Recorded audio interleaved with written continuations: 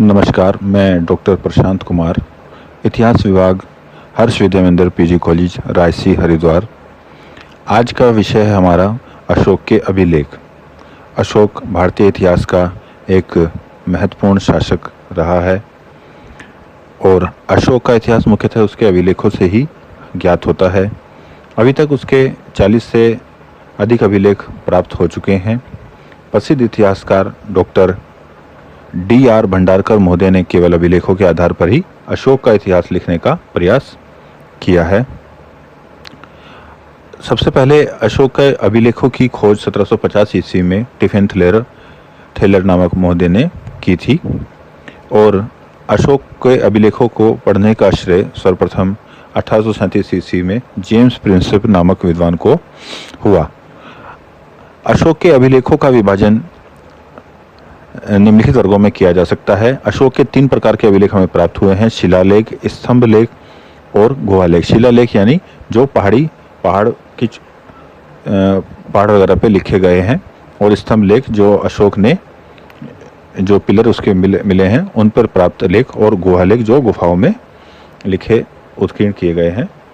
अब इनको शिलालेखों को 2 भागों में बांटा गया है: वृद्ध शिलालेख और लघु शिलालेख।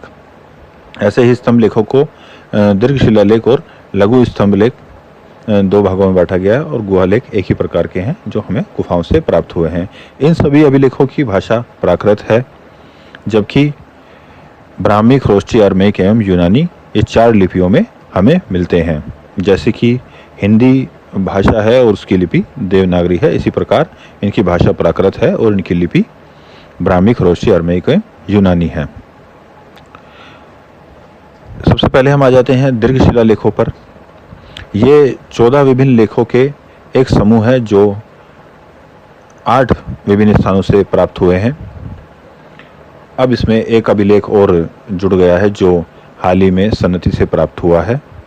तो अब ये 9 स्थानों भिन्न स्थानों से प्राप्त हुए हैं और 14 भिन्न बातें, यानी इन पे कुछ 1 2 3 4 14 तक 14 बातें बताई गई हैं जो सभी पे एक जैसी हैं।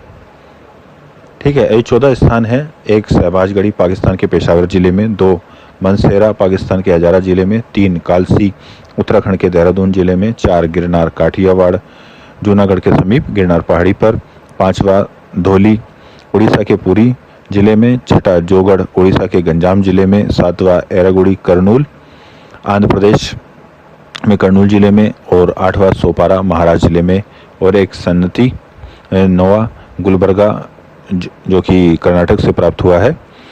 इसमें जो धौली और जोगढ़ के शिलालेख हैं उन पर 11वें, 12वें और 13वें लेख उत्कीर्ण नहीं हैं। उनके स्थान पर 2 अन्य लेख खुदे हुए हैं जिन्हें पृथक कलिंग लेख कहा जाता है।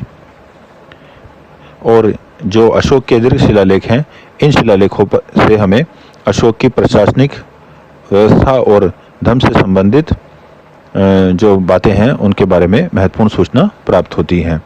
और अब आ जाते हैं हम लघु शिलालेखों पर। लघु शिलालेखों में अशोक के व्यक्तिगत जीवन के बारे में हमें जानकारी प्राप्त होती है।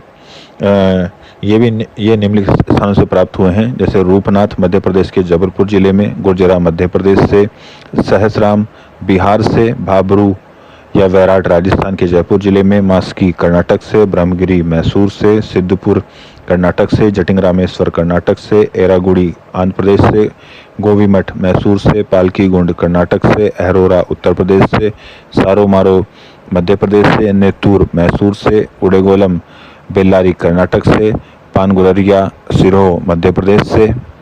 और इन अभिलेखों में कुछ ऐसे अभिलेख हैं जिससे हमें बड़ी महत्वपूर्ण सूचना मिलती है। इसमें 4 अभिलेख ऐसे हैं जैसे हमें अशोक के नाम का उल्लेख किया गया है। बाकी सब में अशोक को देवानाम प्रियम कहा गया है, यानी देवताओं का प्रिय। और मास्की, गुर्जरा, नेतूर और उदयगुलम ये 4 अभिलेख ऐसे हैं जिसमें अशोक का नाम हमें मिलता है। अब स्तंभ लेख, जिसमें सबसे पहले वृद्ध स्तंभ लेख की बात करते हैं। ये हमें 6 भिन्न स्थानों से प्राप्त किए गए हैं और इन पर 7 लेख लिखे गए हैं, जो 7 बातें लिखी गई हैं।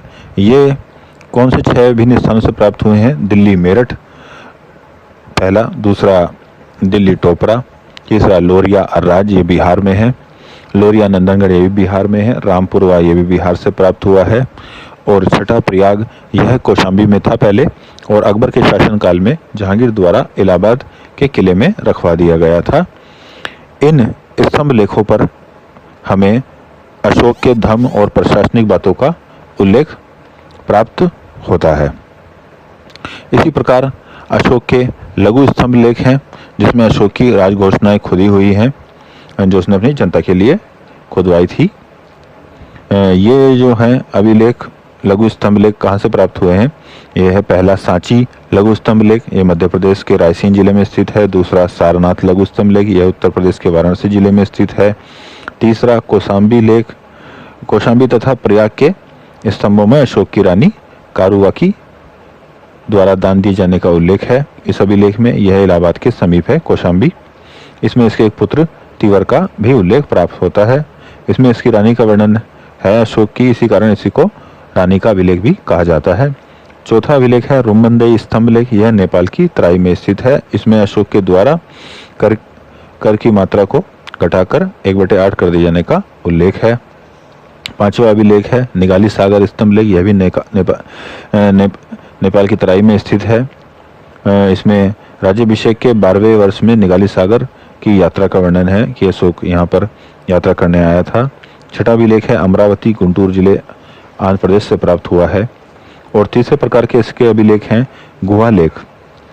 अशोक ने बिहार के बराबर की पहाड़ी में अपने राज्याभिषेक के 12वें और 19वें वर्ष में क्रमशः 2 गुफाओं का निर्माण कराया था। 12वें वर्ष में सुदामा गुफा और 19वें वर्ष में करण चोपा गुफा, जो कि इसने आजीवक संप्रदाय को दान में दी थी। अशोक ने अपने राज्याभिषेक के 12वें वर्ष में एक अन्य गुफा विश्व झोपड़ी गुफा का भी निर्माण कराया था। अशोक के गुफाओं में जो अभिलेख हैं उसमें अशोक के अतिरिक्त अशोक के पुत्र ने नागार्जुनी पहाड़ी में आजीवक संप्रदाय के लिए 3 गुफाओं गोपी, लोमहर्षि और वर्तिका गुफा का निर्माण कराया था। इन गुफा लेखों की भाषा प्राकृत एवं लिपि ब्राह्मी है। तो ये अशोक के हमें 3 प्रकार के अभिलेख प्राप्त होते हैं, जिसमें शिलालेख, स्तंभ लेख और गुहा लेख आते हैं। इनसे हमें अशोक के पूरे जीवन के बारे में महत्वपूर्ण सूचनाएं मिलती हैं। उसके धर्म के बारे में, उसने अपनी जनता के लिए कौन से कार्य किए, इन सब के बारे में हमें इनसे महत्वपूर्ण सूचना मिलती है। और उसका हम राज्य क्षेत्र भी निश्चित कर पाते हैं कि इसने कौन से क्षेत्र में राज्य किया। ठीक है।